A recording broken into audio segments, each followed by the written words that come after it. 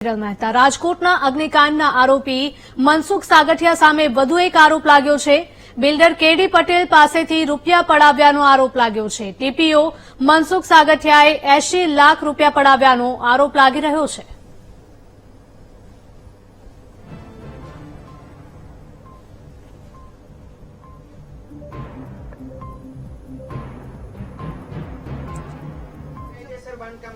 ગેરકાયદેસર બાંધકામ છે અને ખરેખર બેંક એને એ બિલ્ડિંગમાં જે રહેતો હોય ને લોન ન આપે, કારણ કે ગેરકાયદેસરનું બાંધકામ છે ને 40% કપાત વગેરેને આપી દીધું છે। હવે આગામી સમયમાં તમે શું કરશો? આમાં તો હું હવે કૃતિ ઓનેલાની સામે કોર્ટમાં જઈને કાર્યવાહી કરીશ કે ભાઈ આ હું 30%નો ભાગીદાર છું, મારા પૈસા લીધેલા છે। અરે એ જયરામ કુંડાળિયાએ અહીંયા સામેના બિલ્ડિંગમાં એક વિધવા ભાઈ 85 વર્ષના છે, એનો પતિએ નથી, દીકરાય નથી એને પહેલે।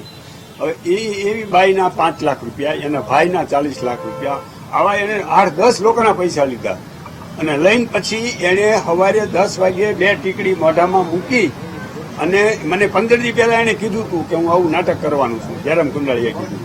અને એ પણ મને ભેગો આવો સાંકળ છે એવી કલ્પના નહોતી।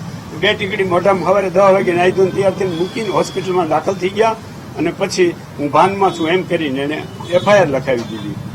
એટલે પોલીસે બીજા એક ભાઈને મને મારી ઉપર કાર્યવાહી કરી, પણ એ તો મને બીજો પ્રોબ્લેમ મનસુખ સાગઠિયા છે ને, એટલે મેં સરકારને લખ્યું છે, CMને લખ્યું છે કે તમે આ જે બધા જેટલા બધાની બદલી કરો છો, કમિશનર, ડેપ્યુટી કમિશનર આની, તો આ જે TPO હોય એને શું કામ આખી જિંદગીભર રાખો છો?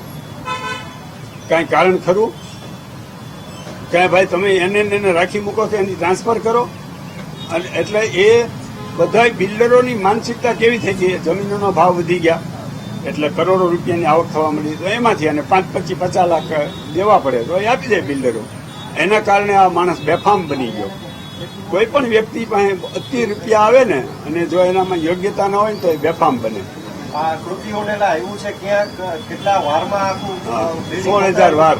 16,000 વાર જમીન છે કૃતિ ઓનેલા, રિંગ રોડ ઉપર જ આવેલું છે। એમાં અત્યારે 5 બિલ્ડિંગ 21 માળના ઉભા છે, એમાંથી અમુક વેચ્યા છે અને હજી અમુક વેચવાના બાકી છે।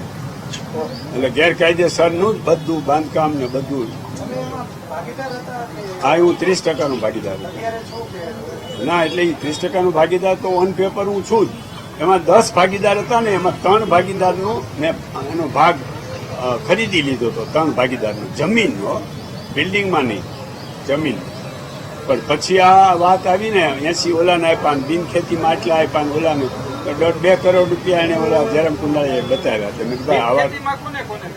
બિન ખેતીમાં તો એ તો ઓલી ઓફિસમાં એને કોને દીધા એ ખબર નહીં, પણ એ એવું કહેતો હતો કે ન્યાય દેવા પડ્યા, ન્યાય દેવા પડ્યા, એ મને એની ફિગર નથી કીધું। બસ ઓકે, હવે જો હવે સાંભળો, હવે તમારે હવે હું છે ને, હું તમને હમણાં બતાવી દઉં, એક ઓમ સંજીવની ઔષધિ બનાવું છું।